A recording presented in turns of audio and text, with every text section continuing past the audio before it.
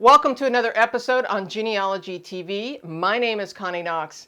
I had the good fortune to sit down with Crista Cowan from Ancestry to answer some of your questions. So I have about 10 questions that we went through. We sat down in the lobby at the Sheraton there in downtown Sacramento during the National Genealogical Society conference, and boy, we had so much fun. And so I can't wait for you to see this and get some of the answers to your questions. But before we get there, make sure you subscribe and ring the bell so that you get notified each time I upload a video. Genealogy TV has a website, a newsletter, and a Facebook page. Links for all of that are in the show notes below. And just a reminder, this is not sponsored by Ancestry, but thank you, Crista, in advance for the interview. We'll get to it right now.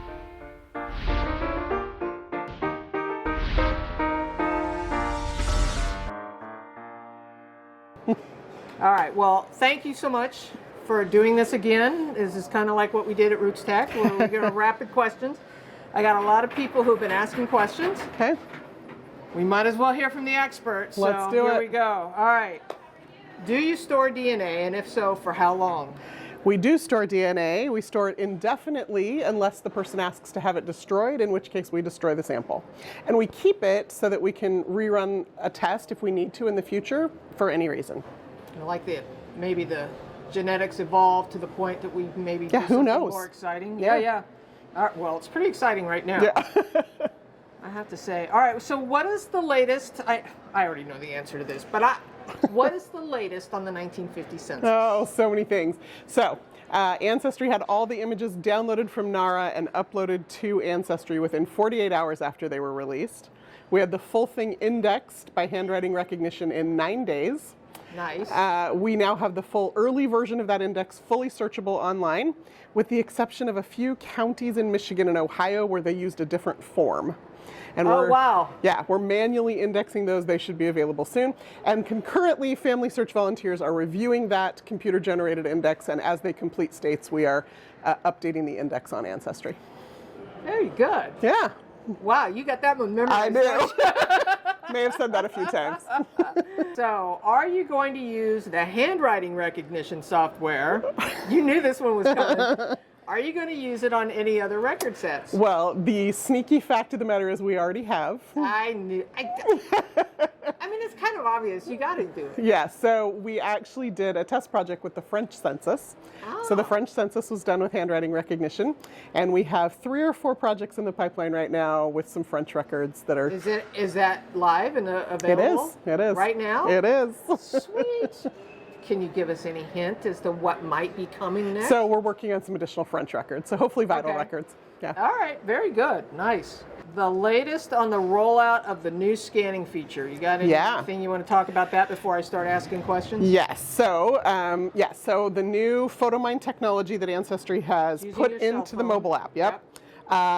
Originally, it was just for iPhone. It is now on both iPhone and Android. Mm-hmm. And in addition to being able to do multi-image scanning, we recently released the ability to rotate any of those images that need to be rotated.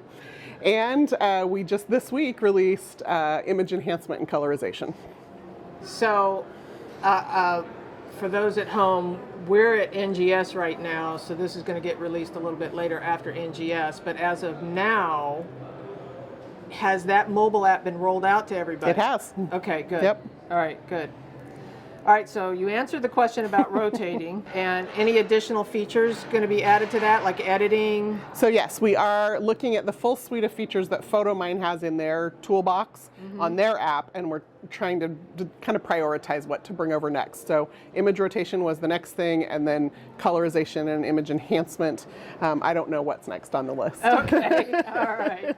I know that I had asked you this, and I don't know that you know the answer to this, but I'm going to ask it. Okay. Resolution of the photographs that are scanned and... So it's dependent on a couple of things. One, the image processor in your camera or mobile device that you're using, and the other one is it depends on how many images you're scanning at once. So if I scan 6 images at once, it's faster, but it's going to be lower resolution than if I scan them one at a time. Well, maybe that's a tip then, is to scan it one at a time. And it depends on how important that is. And maybe get your camera closer to the image so that it's bigger in the frame. Yep. Okay. This one has to do with when you're in the profile view on the desktop. Okay. Okay.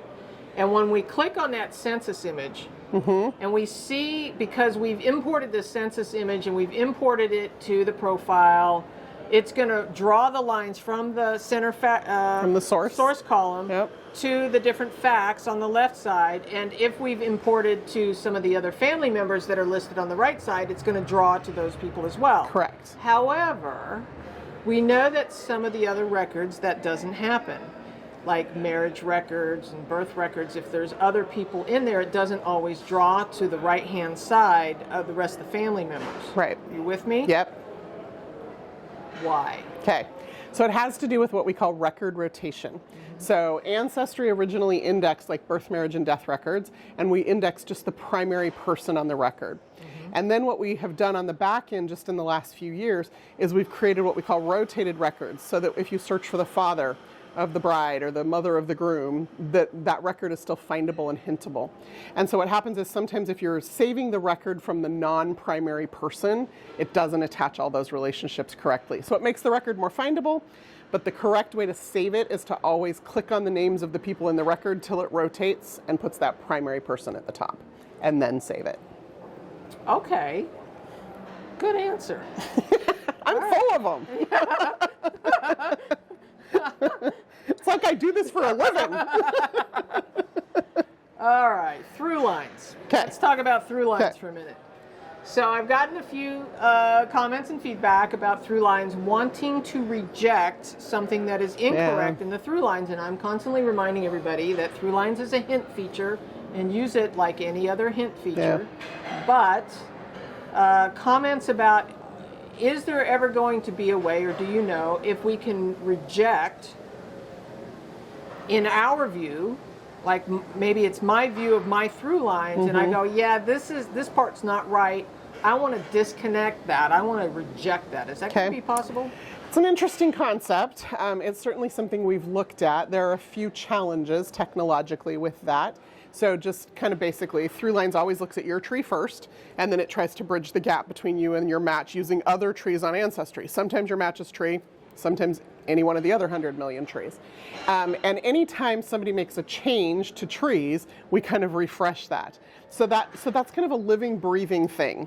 And the challenge is if you can reject a ThruLine, rebuilding that ThruLine with new data becomes a little bit of a challenge because you've rejected it and we don't know what you've rejected about it.